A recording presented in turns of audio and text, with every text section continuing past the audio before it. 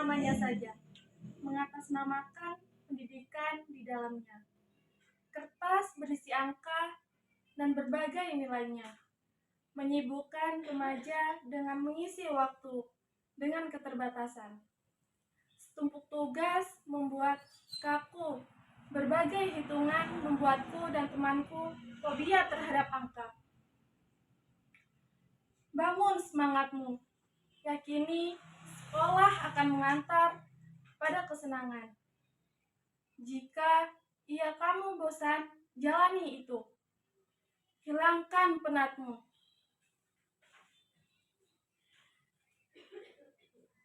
Jika seorang yang kau anggap guru akan membatasimu.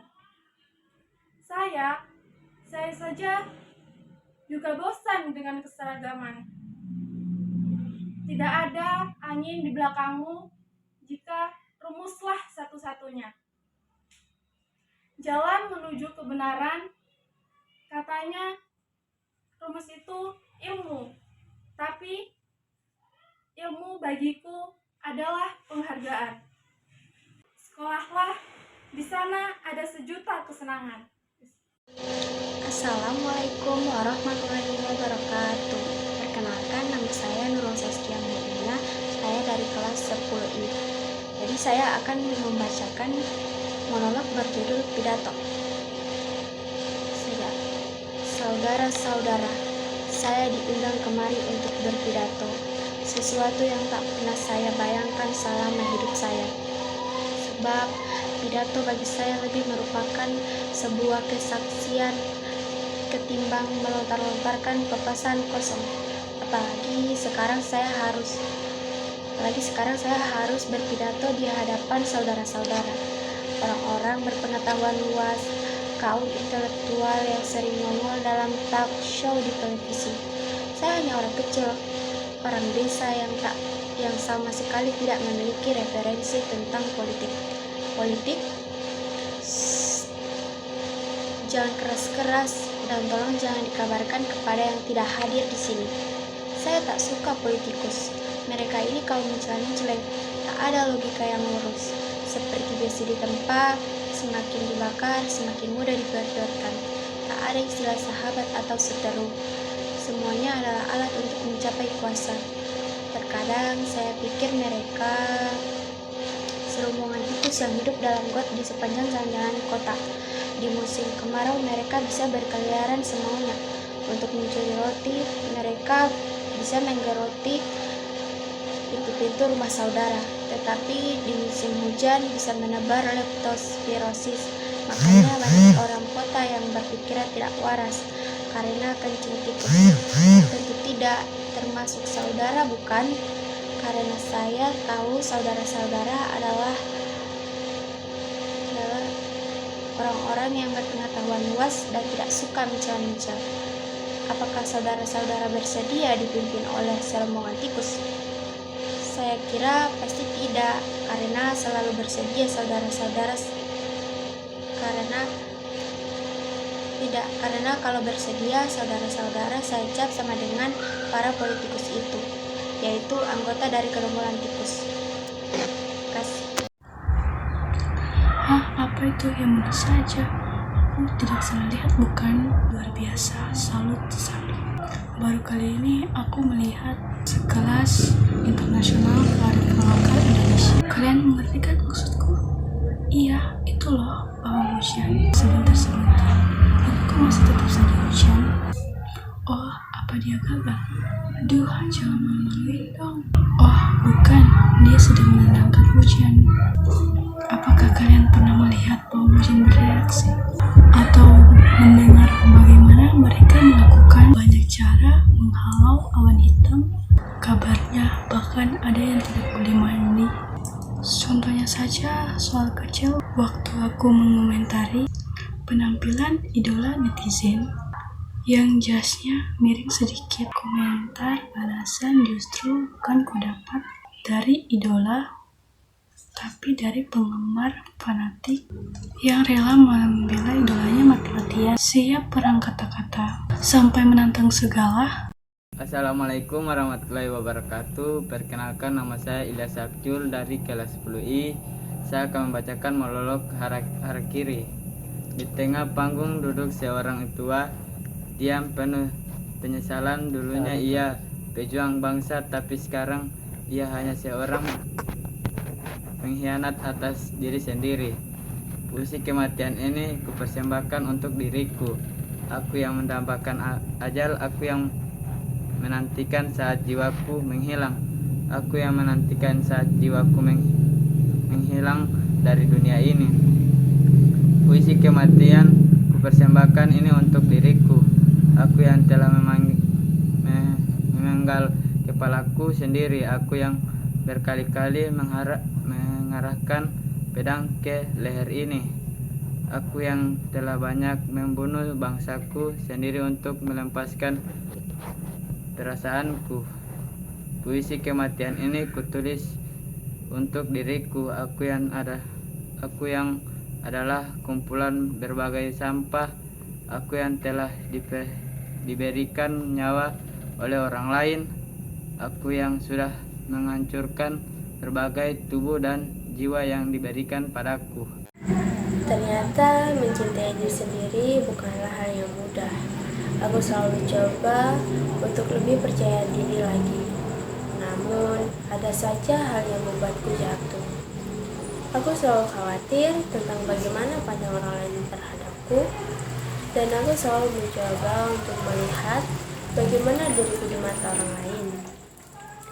Senyumku memudar, air mataku menetes, memandangi hadiah indah yang tidak pernah aku sesali. Namun, mengapa hal tersebut sangat sulit? Apakah aku kurang bersyukur? Atau aku kurang mengindahkan sejuta rahmat yang telah Tuhan berikan padaku? Aku mengobati diriku sendiri dengan melindungi dan mengusap air mataku hingga aku menemukan jawabannya. Aku membuat keputusan dan berpikir bahwa tidak ada manusia yang terlahir dengan buruk rupa di dunia ini. Dan aku rasa kita hanya terjebak dalam masyarakat yang menghakimi. Aku sadar tidak ada orang yang mencintaiku sebelum aku mencintaiku diriku sendiri. Aku menguatkan hati dan bertekad bulat bahwa siapa aku harus mencintaiku diriku sendiri.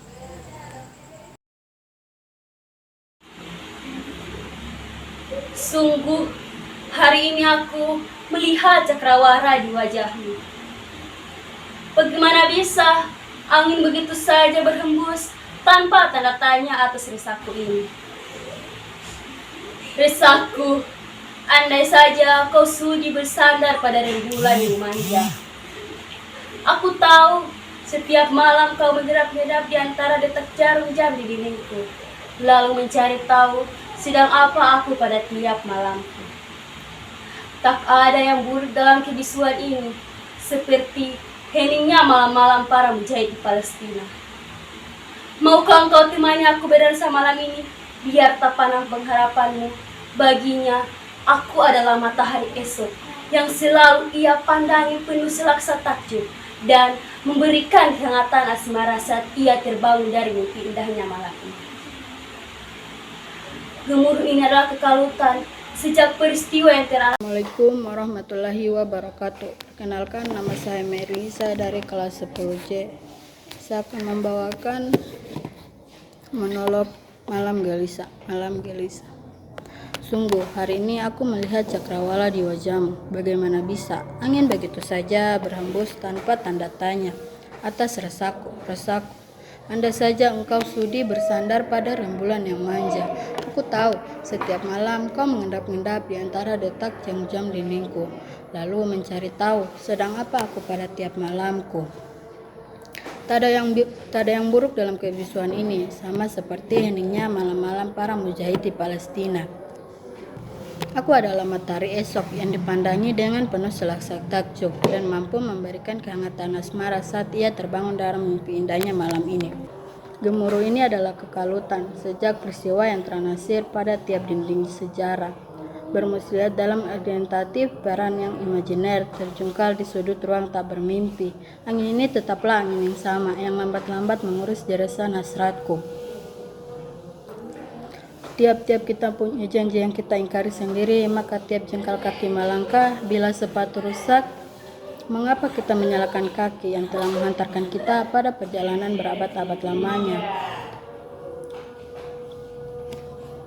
Kekasih, andai kau dengar seperti apa yang aku dengar, dan juga andai engkau merasakan seperti apa yang aku rasakan, maka esok kejujuran tak boleh tertunda. Kekasih, adakah kesetiaan ini terbalas? Saudara-saudara, saya di sini tidak akan melakukan orasi atau provokasi.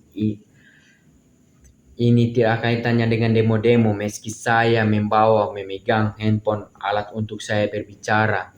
Agar saudara-saudara mendengar, karena sekarang banyak orang yang telinganya pada bodek, bukan karena apa tetapi subodek. Alias emang gue pikirin saya sengaja membawa alat ini untuk suara saya didengar generasi masa depan. Suara saya harus didengar, harus, tidak bisa ditawar-tawar. Kalau mau nawar asalkan harganya cocok. Nggak apa-apa. Jangan salah sangka, masalah harga tidak bisa, meski saya berhubungan dengan uang, tetapi harga diri juga bisa kan? Ya, memang saya datang ke ruangan ini, tepatnya di ruangan bapak saya, karena masalah harga diri saya dilemehkan. Suara anak yang tidak pernah digubris oleh bapak sudah keenakan di kursi goyang. Semakin dibiarkan semakin membakar. Ia tak pernah menghiraukan suara saya sebagai anaknya, sebagai manusia. Harga diri saya merasa dilecehkan berbagai cara. Saya mencintai demokrasi.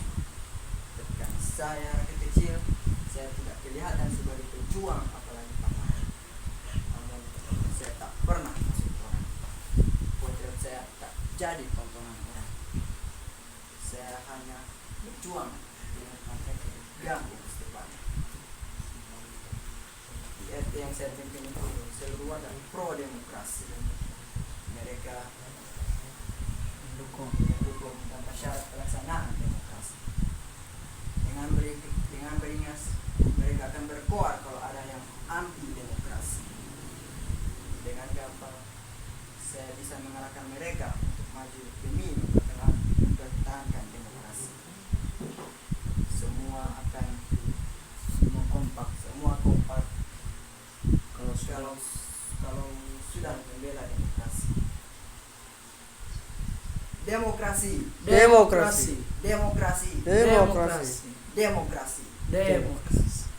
Benar kan? Hanya salahnya sedikit. Tak ada yang benar-benar mengerti apa arti dari demokrasi. Aku tak setuju pergi ke dokter Jawa itu. Ia macam tukang sihir. Lama-lama kita jadi sejawa semua. Sudah. Kita ke Bapak Tibo saja. Jelas ia suka kita. Anak kau ini sudah mau lahir. Jangan sok pikir Jawa atau Papua. Sekarang panggil itu dokter. Kau saja yang panggil. Kau kan yang mau melahirkan. Ini perbuatan kau juga. Itu suara siapa? Masuk saja dini hari seperti ini. Tak baik berada di luar rumah. Hah? Apa? Ada yang mau melahirkan? Ya, melahirkan memang tak suka kenal waktu. Ia bisa datang kapan saja seperti juga kematian. Oh, kematian? Kenapa aku jadi melantur menyebut kematian? Assalamualaikum warahmatullahi wabarakatuh. Saya Rahmat Embu Inga dari 10D akan membacakan monolog. Iya, aku kan yang sedang sakit. Cerewet kali kau jadi suster. Namaku Monang. Kau cukup panggil aku Ropong saja. Jangan kau panggil dengan Monang ya. Mengerti? Itu nama dari orang tuaku. Sebagai peruntungan dengan umur panjang.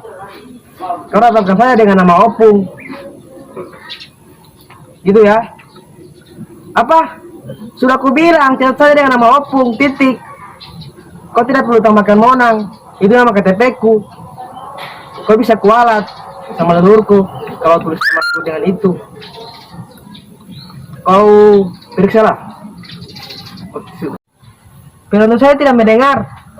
Kau ulang tanya lagi, ya? Oh ya itu, begini kronologinya. Jadi tadi itu aku tidur lebih cepat dari biasanya. Agak kurang nyenyak memang. Perutku sudah agak melilit. Sebenarnya, biasanya itu karena aku sulit beol. Aku tidak khawatir. Itu mudah diatasi. Cukup minum sebotol soda aja. Pasti beres. Ya. Aku tidurlah. Mataku suster. Seperti mau copot. Bernyut-nyut. Laksana roda kereta yang mau lepas dari relnya. Sudah begitu. Ini kepalaku seperti dipukul-pukul. Sakit dan berat. Itu belum seberapa, suster. Tak pernah.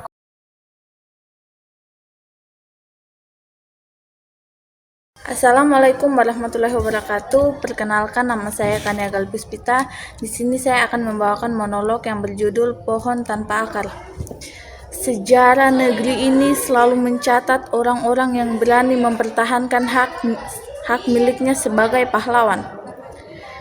Keberanian itulah yang hendak aku tunjukkan kepada dunia. Apakah kalian akan meninggalkan tempat ini karena milik kalian telah hilang?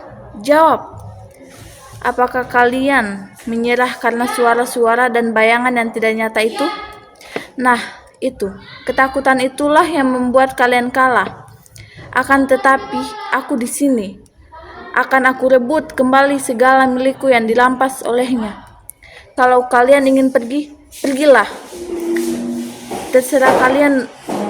Terserah kalian menyebut aku gila. Tanah ini adalah nafasku. Negeri ini adalah darahku. Siapa? Kalaupun dia datang lagi, akan aku peluk dengan dadaku yang terbuka. Oh, tidak. Kalian bukan prajuritku lagi. Bukan orang-orang kepercayaanku lagi. Pergi kalian, pergi. Pergi pengecut, pecundang, pengkhianat. Akulah lelaki yang kehilangan. Belum sempat aku menimang matahari yang baru keluar dari rahimmu. Belum sempat aku tunjukkan keringat kita yang bertambah menjadi emas kepadanya. Kasihku, pagi yang seharusnya menyejukkan jiwa, tapi gerhana malah menebar luka. Kegelapan menutupi jalan. Tanah kita meleleh. Kita tidak bisa maju. Kita terpaksa mundur ke masa lalu. Jabatan yang aku raih lenyap. Kekayaan yang bertahun-tahun aku kumpulkan musnah. Dan rumah mega ini kini tinggal harapan kosong. Air mataku habis, semuanya habis. Yang tersisa hanya cintaku, sayang. Sujud bagaimana lagi yang harus aku persembahkan padamu, Tuhan? Kenapa kematian begitu kejam menghancurkan surga kami? Ketidakadilan ini tidak akan aku biarkan menenggelamkan tanah kita. Lebih baik aku terluka karena peluru musuh daripada menahan penderitaan ini. Maut, dimanapun kau bersembunyi, aku pasti akan menemukanmu. Suara itu lagi, oh begitu indah dan menggairahkan. Lihat sayang, lihat, mereka mematuhiku. Ternyata masih ada masa depan. Apa? Oh, dingin ya. Sejak peristiwa itu angin tak tahu arah. Sekarang angin lebih suka mencekik leher daripada menebarkan benih. Minta peluk. Belum saatnya. Dia terus mengintai setiap langkah kita. Oh, bukan itu masalahnya. Kecantikanmu itu abadi. Bagaimana? Ya, pasti aku belikan kalung mutiara itu. Lehermu yang jenjang akan semakin berkemilau. Itu janjiku, janji lelaki yang tidak pernah mati. Namun, aku harus mengambil takdir yang kita rampas, setelah itu kita bangun rumah megah. Iya, percayalah padaku sayang, masa depan kita tidak akan hancur, yakinlah. Assalamualaikum warahmatullahi wabarakatuh. Saya Wahyu Edi Pratama Yusuf ingin membawakan monolog yang berjudul tentang sang orator. Saudara-saudari, senasib sepenanggungan adalah hak manusia, hak rakyat bangsa ini mendapatkan kesejahteraan hidup. Juga kita, kaum buruh, bertahun-tahun kita memeras keringat, melakukan kewajiban sebagai pekerja di pabrik ini. Tapi apa yang kita dapat? Upah yang tak layak, eksploitasi tenaga dan jam kerja. Tak ada jaminan kesehatan dan keselamatan kerja. Banyak teman kerja kita yang dilecehkan secara seksual, pemecatan sepihak. Terlalu lama kita diam, terlalu lama kita dihantui rasa takut. Kita harus bergerak melawan penindasan itu semua dengan tangan kita sendiri. Sekarang hanya satu kata, lawan. Hidup buruh, hidup buruh. Oke. Sekian, terima kasih. Apa yang harus kulakukan sekarang? Mengapa ini bisa terjadi? Aku sudah berhati-hati mengendarai motor dengan laju normal. Tidak balap. Aku tidak balap. Aku memperhatikan kendaraan lain dengan lalu lalang. Tapi mengapa aku tidak bisa melihatnya? Apakah aku melamun? Tidak. Rasanya aku tidak melamun. Tapi entahlah, mungkin aku melamun. Aku tak ingat. Sial, benar-benar sial. Bagaimana kalau Tuan dan Nyonya mencarinya? Bagaimana kalau ada yang melihatku melakukannya? Tuan dan Nyonya akan membuat pengumuman dan menyebarkan ke media sosial fotoku, foto sekolahku, serta foto alamatku. Netizen akan menghujatku, akan menyebarkan fotoku, foto sekolahku, foto ibu, bapak, dan kawan-kawanku. Habislah aku, habislah.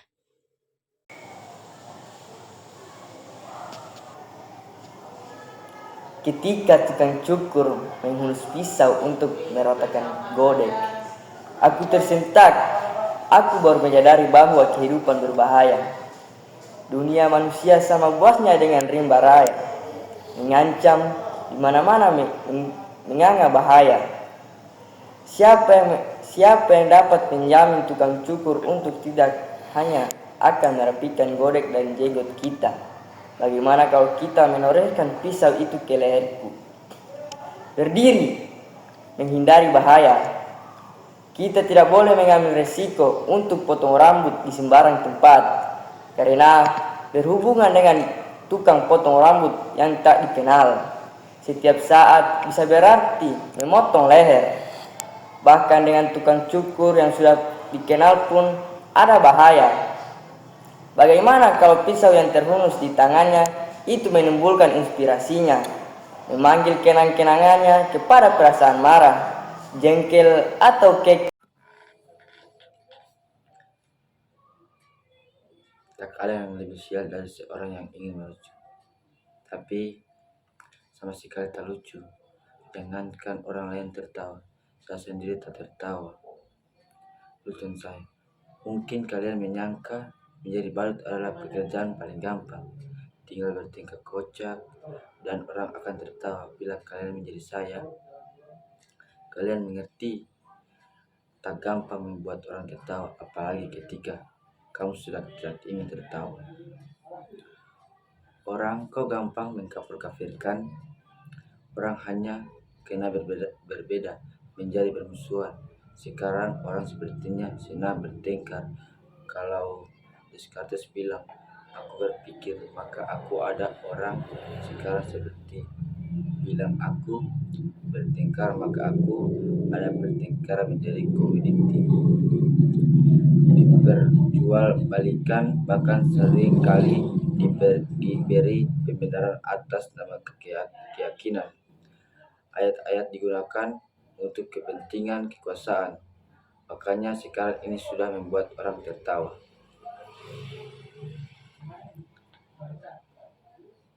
Menyapa seakan ada orang di hadapannya.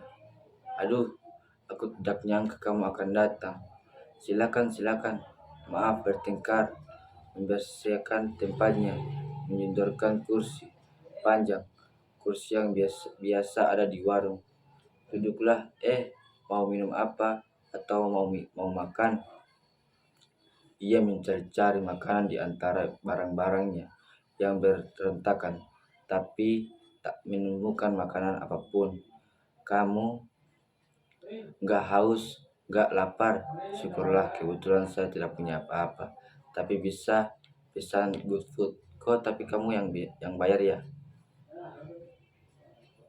Yang datang pacar saya loh, jangan tersenyum ngejek begitu badut. Kayak saya juga manusia biasa, feeling in love dan punya pacar. Lihat itu cantik, nggak pacar saya namanya Raisa. Lengkapnya Raisa bayar.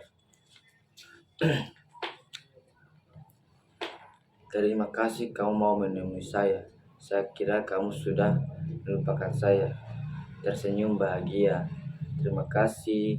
Kalau kamu terus ingat saya, kamu pasti kangen ya. Saya juga rindu, itu berat. Kamu nggak akan kuat bila aku saja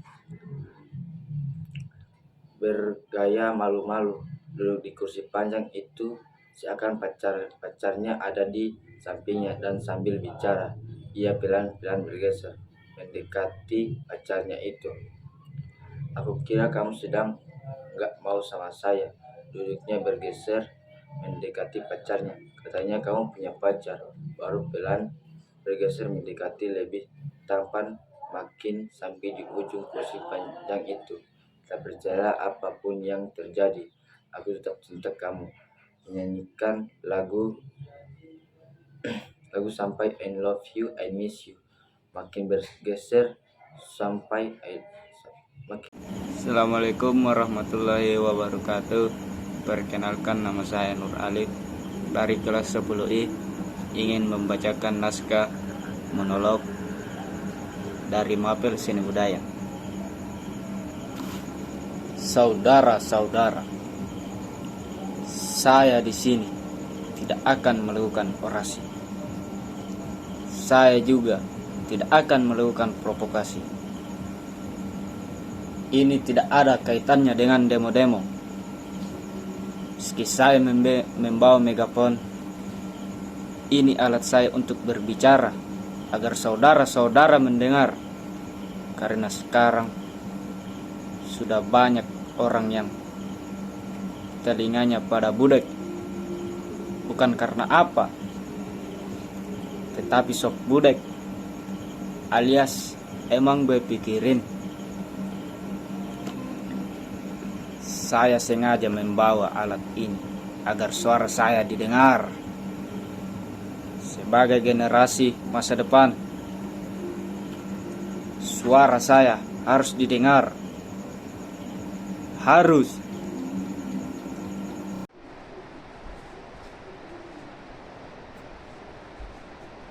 Tak ada lebih sial dari seorang yang melucu, tapi sama sekali tak lucu. Jangankan membuat orang tertawa, saya pun tak tertawa dari lucuan saya sendiri.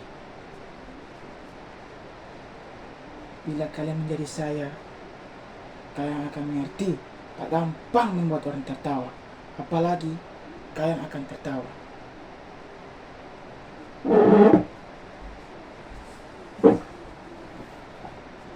Lagi pula, di zaman ketika orang-orang gampang tersinggung dan marah, membuat lelucon tidak kelas yang mudah yang kalian bayangkan. Bisa-bisa karena lelucon kamu bisa dipidanakan, dianggap menghina dan mencemarkan nama baik. Kawan baik saya orang pelawak, dipenjarakan hanya karena lelucon itu, yang kemudian dianggap menghina dan bercerita tentang seorang yang membajak pohon kelapa. Pada jam 10 pagi, dari atas pohon kelapa, orang itu mengumandangkan azan subuh. Tentu saja itu membuat gempar seluruh kampung. Orang langsung berbondong-bondong mendatangi orang itu, berteriak dan menghujatnya. Bahkan ada yang sambil akan membunuhnya. Dasar anak kafir, turun kamu! Begitu orang-orang kampung berteriak marah. Berani-beraninya kamu melakukan penghinaan azan subuh jam 10 pagi. Dasar orang kafir! Assalamualaikum warahmatullahi wabarakatuh. Saya akan membacakan naskah monolog Aminah Tak Sengaja. Monolog Aminah Tak Sengaja diperankan oleh karakter bernama Ambina, seorang remaja. Ambina dapat diperankan oleh perempuan dan laki-laki. Latar kisah di sebuah kamar tidur di dalam hari di tahun 2022. Sebuah kamar dengan pencahayaan terang, tampak meja belajar dan kursi, ranjang, serta lemari. Ambina duduk terpaku di kursi, pandangannya mengarah ke pintu kamar yang tertutup. Tampak kardus berwarna coklat di depan pintu. Ambina, dengan wajah yang bingung, apa yang harus kulakukan sekarang? Mengapa ini bisa terjadi? Aku sudah berhati-hati mengendarai motor dengan laju normal. Aku tidak balap. Aku memperhatikan kendaraan lain yang lalu lalang. Tapi mengapa aku tak bisa melihatnya? Apakah aku melamun? Tidak. Maksudnya aku tidak melamun. Tapi entahlah, mungkin aku melamun. Aku tak ingat. Sial, benar-benar sial. Suara itu singgah lagi di genggam telingaku. Indah dan merdu hingga menusuk ke jiwa. Kalbu yang berombak lara tenang seketika. Badai pilu yang acap kali menghempas pantai hati kembali membelai. Pintu hati yang terkunci terbuka luas menjemput masuk pawana syahdu. Ya Allah, sesungguhnya Kaulah yang maha besar. Aku tunduk pada kudrat dan iradat-Mu, ingin sekali kuselami ma'rifat-Mu. Mau rasanya mendampingi-Mu setiap kali rindu ini bertandang. Naluriku merontak-rontak ingin mencungkir rahasia di balik dugaan ini. Peti suara ku kejutkan. Suara ingin sekali ku lemparkan suara semaksimal mungkin. Agar insan-insan itu menyadari pedih luka yang masih berdarah. Namun apalah dayaku, sebanyak manalah kudratku. Aku anak malang, hanya mampu menjahirkan perasaan yang terbuku dengan derayan air mata. Hanya naluriku yang mampu menangis hibah. Berkali-kali aku coba menjerit. Ada seorang siswa yang termerenung di depan bangku sekolah. Sambil memandangi lingkungan sekolah, ia pun berbicara sendiri. Bagaimana sekolahku bisa maju? Sedangkan lingkungan sekolahku saja belum terawat sepenuhnya. Apakah yang harus aku lakukan? Siswa itu pun berpikir sejenak. Aku sudah tahu caranya. Aku akan menemui guru untuk mengajak musyawarah agar bisa membersihkan lingkungan sekolah. Mungkin sekolah ini bisa mengadakan kegiatan Jumat bersih. Sudah. Apa yang harus aku lakukan? Mengapa ini bisa terjadi? Aku sudah berhati-hati mengendarai motor dengan laju normal. Tidak balap? Aku tidak balap. Aku memperhatikan kendaraan lain yang lalu lalang. Tapi mengapa aku bisa tak melihatnya? Apakah aku melamun? Tidak. Sepertinya aku tidak melamun. Tapi entahlah, mungkin aku melamun. Aku tak ingat. Sial, benar-benar sial.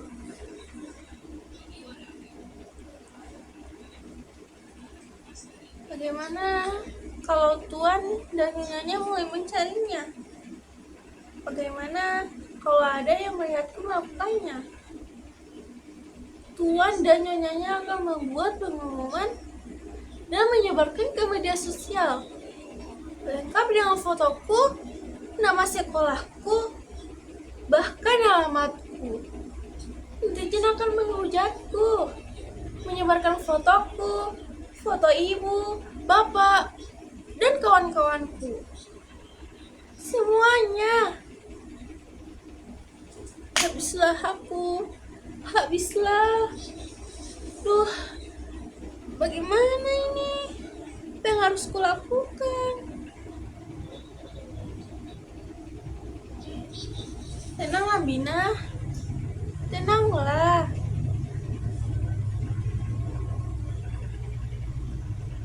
Ya, aku harus senang. Aku tak sengaja melakukannya.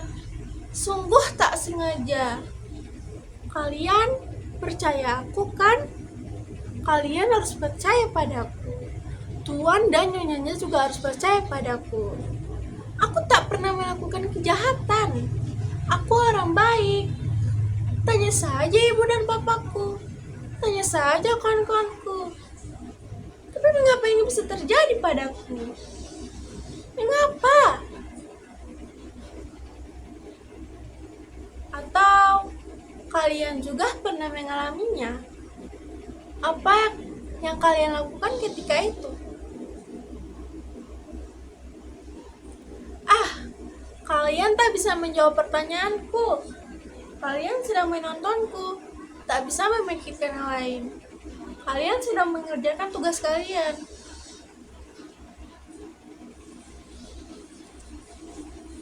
Mina, apa yang kau lakukan? Kau bisa mati jika membackup wajahmu seperti itu. Tidakkah cukup satu kematianmu hari ini? Atau kau ingin mati seperti...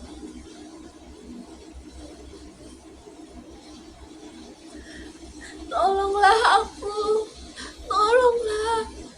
Pada siapa lagi aku harus meminta pertolongan? Pada siapa? Kalian harus menolongku. Aku tak sengaja melakukannya. Tiba-tiba dia sudah ada di sana.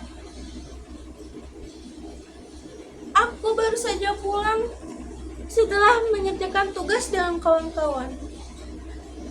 Kami mengerjakan tugas, makan, lalu pulang.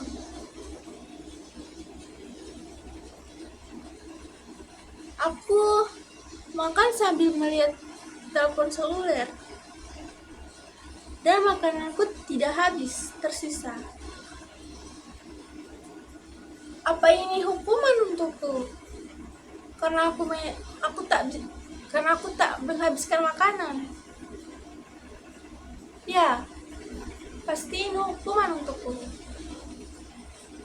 Ini hukuman karena sudah menyia-nyiakan makanan.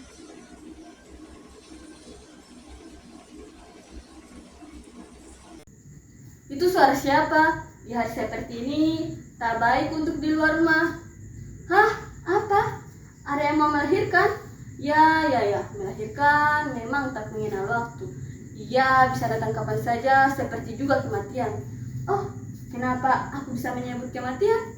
Selama 3 tahun di sini, puskesmas ini jadi saksi bahwa kelahiran dan kematian tak pernah adil. Kau boleh mengatakan kelahiran pasti diimbangi oleh kematian, begitukah? Pendapat itu harus dikoreksi sekarang di beberapa tempat, bahkan kelahiran lebih jauh daripada kematian. Lihat saja kotamu sendiri, makin hari permukiman menelan sawah-sawah para petani. Ruko-ruko merambah sampai hutan-hutan pinggiran kota.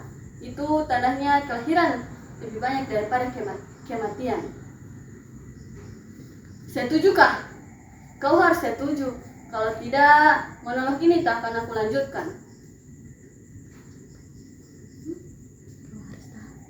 Kau harus tahu, di sini hukum keseimbangan itu tidak berlaku. Sebagai orang Jawa yang mewarisi ajaran para tetua, aku merasa dibenturkan pada kenyataan yang pahit. Berbeda dengan apa yang diajarkan, aku jadi saksi. Setiap kesakitan hampir selalu berakhir dengan kematian. Kau tahu, terkadang aku merasa gagal sebagai seorang dokter. Seharusnya aku bisa menjadi pencegah kematian. Tetapi kegagalan demi kegagalan membuatku ingin meninggalkan profesi ini, kembali menjadi manusia biasa, sehingga tidak harus memikul beban seberat ini. Ah, kau sih enak duduk-duduk saja menyaksikan aku bekerja keras di daerah terpencil.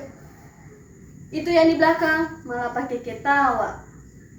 Kalau para juri sih pasti serius atau pura-pura serius supaya honornya cepat cair.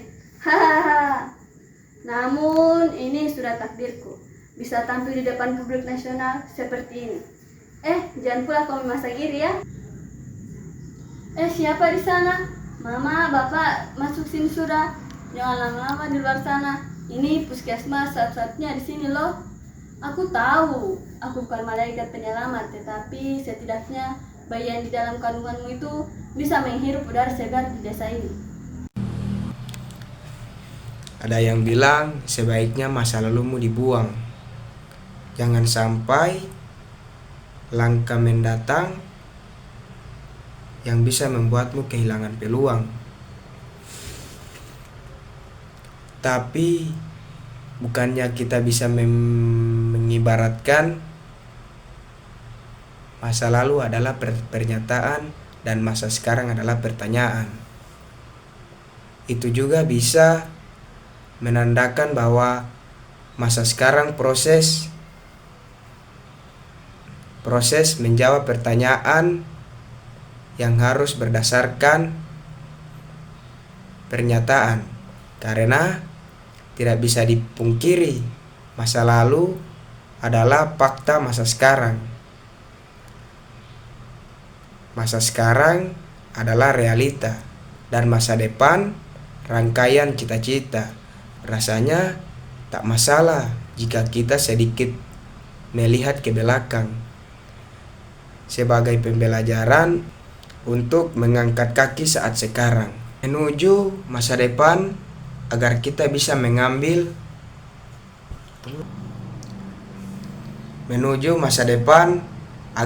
bisa mengambil ancang-ancang sehingga tidak mengulang kesalahan yang bisa membuat kita hancur sampai ke tulang.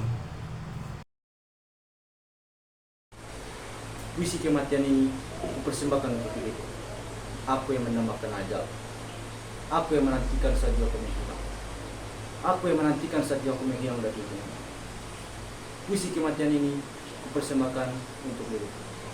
Aku yang telah meninggal kepalaku sendiri. Aku yang berkali-kali mengarahkan pedang ke leher ini. Aku yang telah banyak membunuh bangsaku sendiri untuk menampiaskan persatuan.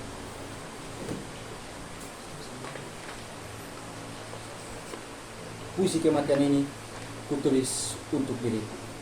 Aku yang adalah kumpulan berbagai sampah. Aku yang telah diberikan nyawa oleh orang lain. Aku yang sudah menghancurkan berbagai tubuh dan jiwa yang diberikan kepada aku. Puisi kematian ini kutulis untuk diriku sendiri. Aku yang berpura-pura membenci semua orang. Aku yang disayangi semua orang. Aku yang takut kehilangan kehangatan yang telah diberikan kepada aku.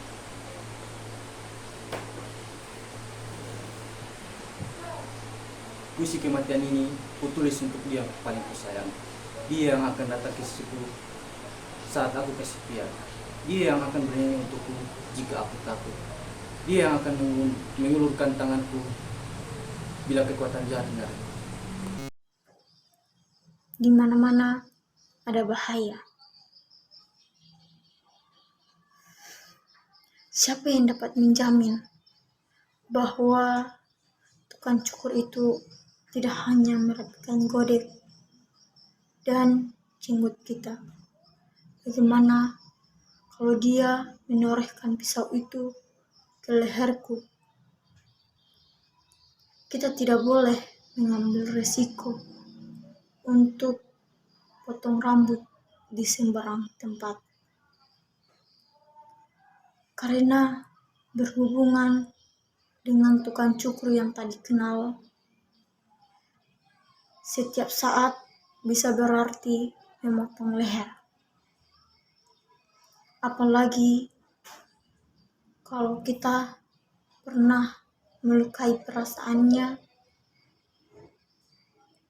atau tidak menyahut waktu ia menyapa, atau kita lupa membayar hutang di waktu bercukur yang lalu. Dengan pikiran itu, aku jadi takut untuk potong rambut lagi. Puisi kematian ini kupersembahkan untuk diriku. Aku yang berpura-pura mendapatkan ajal. Aku yang menantikan saat jiwaku menghilang. Aku yang menantikan saat jiwaku menghilang dari dunia ini. Puisi kematian kupersembahkan ini untuk diriku. Aku yang memenggal kepalaku sendiri. Aku yang berkali-kali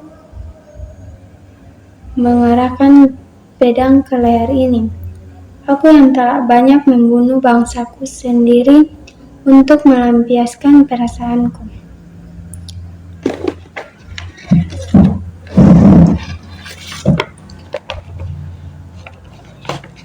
Puisi kematian ini kutulis untuk diriku. Aku yang telah diberikan nyawa oleh orang lain. Aku yang sudah menghancurkan berbagai tubuh dan jiwa yang diberikan padaku.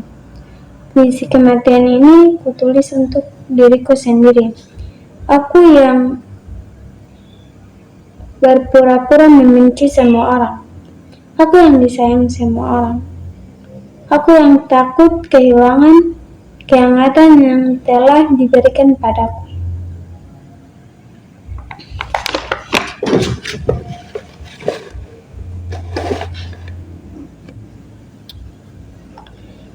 Puisi kematian ini kutulis untuk dia yang paling kusayangi. Dia yang akan datang kepadaku Dia yang akan datang ke sisiku saat aku kesepian. Dia yang akan bernyanyi untukku jika aku takut. Dia yang akan mengulur tangannya padaku bila ketakutan jahat menarikku. Puisi kematian ini kuberikan untuk dia yang paling kusayangi. Dia yang dapat menjadi pengingat diriku, agar puisi ini menjadi pelipur lara baginya, agar puisi ini dilupakan olehnya bila telah ada orang lain di sisinya. Assalamualaikum warahmatullahi wabarakatuh. Perkenalkan, nama saya Safira Anjani Putri Rauf. Saya kelas 10I. Saya akan membawakan monolog, yaitu Sang Orator. Saudara-saudari, senasib sepenanggungan adalah hak manusia. Hak rakyat bangsa ini mendapatkan kesejahteraan hidup. Juga kita, kaum buruh. Bertahun-tahun kita memeras keringat, melakukan kewajiban kita sebagai pekerja di pabrik ini. Tapi apa yang kita dapat? Upah yang tak layak, eksploitasi tebaga dan jam kerja, tak ada jaminan kesehatan kerja. Terlalu lama kita diam. Terlalu lama kita dihantui rasa takut. Sekarang kita harus melawan pendasaran itu semua. sekarang hanya satu kata. Lawan. Hidup buruh. Hidup buruh. Haha, bagi semangatnya aku waktu itu. Aku seperti senyum mengaum di antara ribuan pengingatan. Semua mata tertuju padaku. Entah karena isi orasiku atau karena kalimat-kalimat yang keluar pada mulut perempuan yang terkesan selama ini pendiam. Aku tak peduli. Yang pasti, waktu itu aku telah menyuarakan apa yang kurasakan selama di pabrik itu. Sekian, terima kasih video dari saya. Wassalamualaikum warahmatullahi wabarakatuh. Apa ada hiasan-hiasan di dindingnya? Dari apa? Kuningan apa perunggu? Kamar mandinya bersih, artinya tidak terdapat lipas di sudut-sudutnya. Bagaimana? Apa aku akan ditemani atau sendirian? Apa Su ada di situ? Apa dia menungguku di situ? Ya, aku tahu kau tidak tahu, tak seorang pun yang tahu sebelumnya. Ada seorang di sekitar kita lebih baik sama sekali tidak ada. Pada dasarnya semua orang takut sendirian. Aku juga, kau juga. Benar kan?